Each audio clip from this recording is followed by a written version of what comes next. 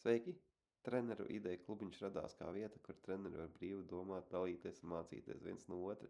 Šis formāts darbojās, bet pēdējā laikā kļuva skaidrs, ka tas vairs nepild savu potenciālu. Bez skaidras struktūras un atbildības bezmaksas formāts ar laiku zaudē dziļumu. Cilvēku iesaista krītās un sarunas kļūst virspusējākas. Tāpēc 26. gadā treneru ideja klubiņš maina formātu no atvērtas diskusijas telpas uz strukturētu profesionālās attīstības darbu grupu.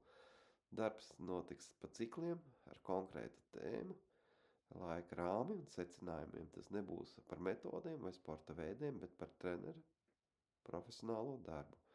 Man pašam šis formāts ir nepieciešams, lai sakārtotu domāšanu, darbu un vidi.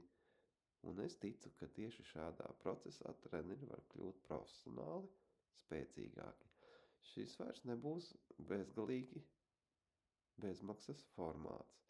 Dalība paredzēs iesaisti un atbildību no visām pusēm. Ja šāda pieeja tev uzrunā, būšu priecīgs strādāt kopā.